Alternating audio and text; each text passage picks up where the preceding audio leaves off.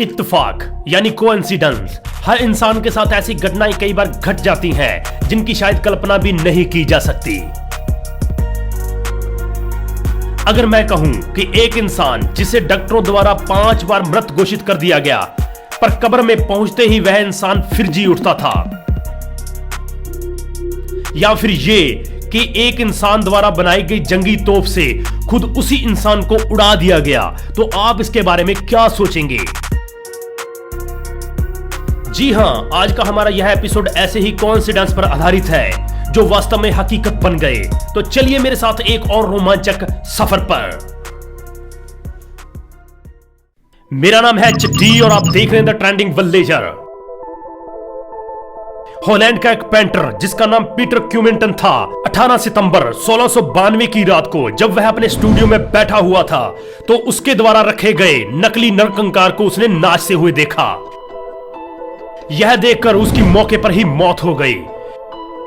पर असल बात यह थी कि वह नरकंकाल भूकंप की वजह से हिल रहा था, पर हमारे पेंटर भाई साहब इस बात से अनजान थे।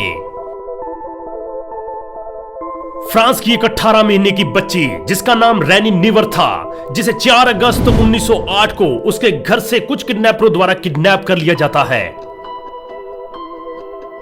और उसे एक समुद्री जहाज पर ले जाया जाता है।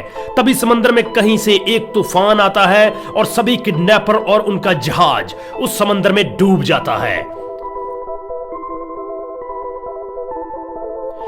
इत्तेफाक देखिए, वह बच्ची बेबी केस में सुरक्षित तैरते हुए समंदर के किनारे पर पहुंच जाती है। भारत के ग्वाल रियासत के राजा रामेंद्र नारायण राय, जिसकी मौत 1909 में हो जाती है और हजारों लोगों के जलसे के सामने उनके शरीर को चिता पर लेटाकर आग लगा दी जाती है। अब 12 साल बाद एक सन्यासी सामने आता है और अपने आप को राजा रामेंद्र नारायण राय कहता है और दावा करता है कि जब मेरी चिता जलने वाली थी तब तेज बारिश शुरू हुई, जिसके कारण सभी लोग वहां से भाग खड़े हुए थे और चिता की आग बुझ गई थी। इसी दौरान कुछ नागा साधु वहां से गुजर रहे थे जिन्होंने राजा रामेंद्र नारायण को ले जाकर उसका इलाज किया, पर उसकी याददाश्त न होने के कारण उसे वापस आने में इतना समय लग गया, लेकिन उसकी पत्नी ने उसे नकार दिया।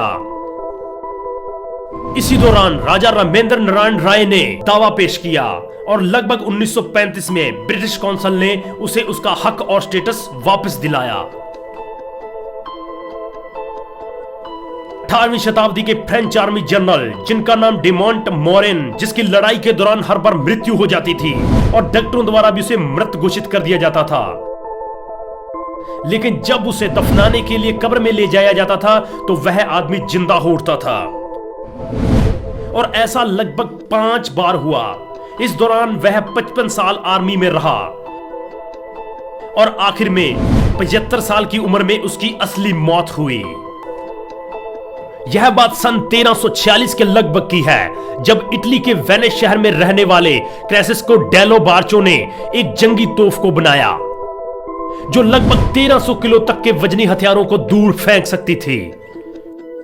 जब रिपब्लिक ऑफ वेनिस शहर ने जदर शहर पर कब्जा करने के लिए उसे घेर रखा था तो फ्रांसिस्को खुद की बनाई तोफ की चपेट में आ गया और यदर शहर के बीचों बीच जा गिरा और वह अपनी पत्नी के साथ टकरा गया जो उसकी गैर मौजूदगी में वहां घूम रही थी और दोनों की मौके पर ही मौत हो गई। जॉर्डन का एक बंदा जिसका नाम अब्दुल रजक था, जिसने अनजाने में एक भविष्यवाणी की कि जॉर्डन के बादशाह अब्दुल्ला बिन अल हुसैन का कत्ल हो जाएगा।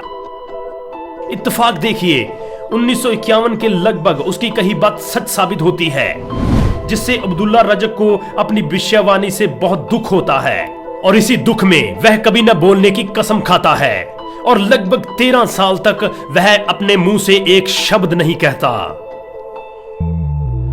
तो यह था एक छोटा सा वीडियो, इसे लाइक कीजिए और जाते जाते इस चैनल को सब्सक्राइब भी कीजिए क्योंकि यहां पर आपको बहुत कुछ मिलने वाला है। तो मिलते हैं नेक्स्ट वीडियो में, तब तक के लिए ओके बाय।